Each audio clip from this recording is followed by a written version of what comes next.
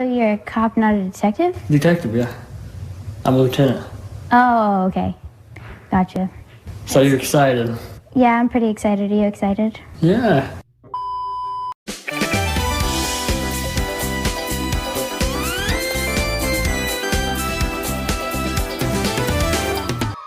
What's up, guys?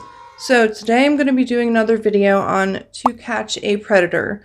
I've been watching a bunch of these recently, and this one really stood out to me for obvious reasons when you see it. It involves a cop. Right. A police officer. Yeah. So, let's just watch it. Of John Raven 2000, he tells the decoy, who is posing as a 13-year-old, that he's 24 and says, "I'm too old to do anything with you." But that doesn't last long. Soon after, the sex talk begins. He asks the decoy about her last boyfriend. Did you him? Yeah? Why you want to know that? I just do. 'Kay. See, I ain't no baby. Would you do it to me? Would you want me to? Yes. Yeah, it would be cool to try stuff out. You're cute. The chat continues for another 20 minutes. Then he gets in his car and starts driving. He's known the decoy for less than 2 hours. During the long drive, he talks to the decoy on the phone and reveals more about himself. So we just got off the phone with the guy who's claiming to be a cop. We don't know that he is, but he says he carries his gun everywhere with him. That's so dangerous. Now we have to assume that John Raven 2000 is a police officer and he's armed. He's armed. The security people were really great in instructing me as to what to do, and the first and foremost important thing was the safety. Here comes 24-year-old Michael Patterson. 24. He actually made the 5.5-hour drive to meet a 5. 13-year-old for sex. Casey has been instructed to make certain the man is unarmed. Hey! Oh my God. You didn't really bring your gun with you, did you? Because that kind of freaks me out. No. Well, you said you always carry it with you. It's in my car. I don't believe you. Seriously, look. Lift up your shirt. Turn around. Lift up your pants. You're killing me. So funny. Pull your pockets inside out. Come on. Your other Hilarious. pocket. My wallet. Change. Come on, you gotta trust me. I don't have it on me here. Oh, I yeah. got the okay to let him in the house. All right, I guess I believe you. Okay, close your door. Come on in. We're being a weenie. Oh, I wasn't sure. You said you always carried it with you. Huh? I wasn't sure because you said you always carried it. He just continued to joke about it, and the cops and the security were, still keeping a really strong eye on him because you never know. So you're a cop, not a detective? Detective, yeah. I'm a lieutenant. Oh, okay. Gotcha. So you're excited? Yeah, I'm pretty excited. Are you excited? Yeah. So what do you want to do? Where's your room at? Let's go through the house. Look at it. This is a huge house. I'm surprised they have her sitting there with him. Big. It's nice, Oh though. my God. My hair's a mess. So, Lieutenant, What's up? what are we investigating tonight? Ooh. Nothing much. What's your plan here? I just drove down here to And how long was the drive? 5.5 hours. 5.5 What would motivate hours. somebody to drive 5.5 hours to come here to this house? I don't know, sir. Yes, Well, you gotta do. know. You're the one who did the driving. I know. Now, you're a lawman. So if you're doing the interview, what would you want to know most? Basically, why was I here? Yeah, why were you here? I'm just, I'm just lonely. I don't have Yeah, anybody. sure. I need somebody to talk to. You knew she was 13. She told you. And I was kind of worried about it. I told her she was 5 years older. I wouldn't mind talking to her. But you kept talking anyway. Yeah. You wouldn't know what to do with me. Am I supposed to know what to do with old men? Only with me. So this is funny. That's not funny. I'm sorry, sir. It's funny. What do you think should happen to a police officer who gets caught doing something like this? Well, really bad could happen. How long have you been in law enforcement? Just a year now. Explain to me why somebody with apparently so much going on would take that risk. I mean, it doesn't make sense to me. I'm going through a divorce partially. I don't care. So that makes it okay. No, it's not okay. It'll never be okay. Probably going through a Not for divorce anybody. because of this. What do you suppose your chief's going to say about this? He's gonna be too happy.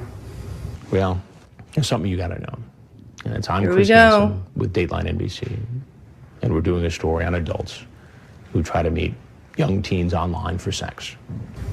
I apologize, man to man. Apologize to the He judge. gathers up all his belongings and heads to the door, apparently thinking the worst is over. Because of the possibility that Patterson is armed, an officer acts more quickly than usual, calling out to him as soon as he opens the door. Sheriff's office! Patterson steps back into the house, and an officer shoots him with a taser gun. Only one probe stays attached, so the taser is unable to shock him and drop him to the ground. Screaming like a little girl.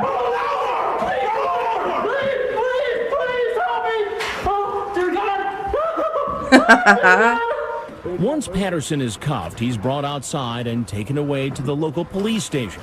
When officers search his car, they find a loaded gun, One in the chamber. a spare round of ammunition, and handcuffs. Later, he agrees to waive his rights and answer questions. I'd like to discuss with you why you're here. Now we hear the truth about the man claiming to be a detective. Let's hear it. He tells the agent that he was only on the police force for a few months as a trainee before he was thrown off.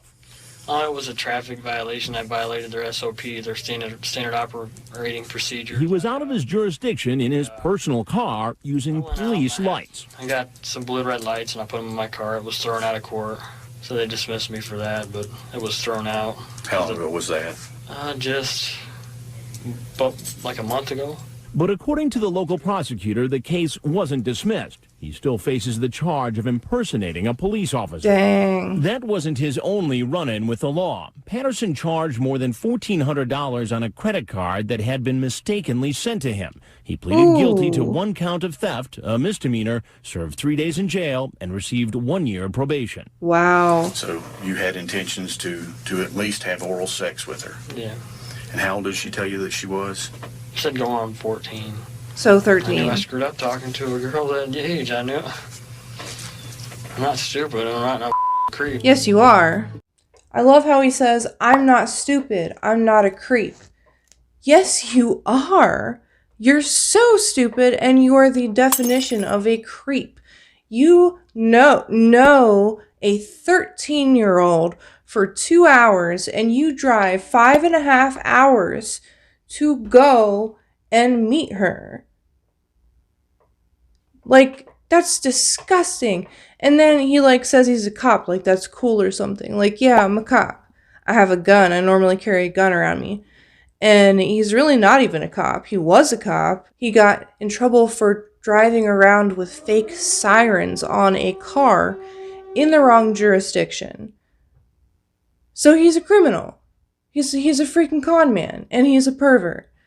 So I hope he went to prison. I hope he got a much longer sentence than the one he did for what he was charged with a month before filming. And I hope he rots in prison. That is my wish for you, Mr. Cop. So anyway, that is it for this disgusting video. I have thoroughly disgusted myself today, and now I'm done. But I'll share it with you guys before. So you're welcome. But yeah, that's it for this video. Let me know how you feel about these people doing this. And what does it mean as a society that we have these kind of people tucked into every corner of our society? You know, police officers, emergency service people, nurses, doctors, teachers, everybody, firefighters. There was a firefighter on here before. So, what does that mean as a society? That this can happen? And if it wasn't for this show, they probably wouldn't have been prosecuted. So, I mean, I'm still mad that they canceled the show. I think it should still be on air. But, yeah, that's it for this one. Thanks for watching. Have a great day. See you on the next one.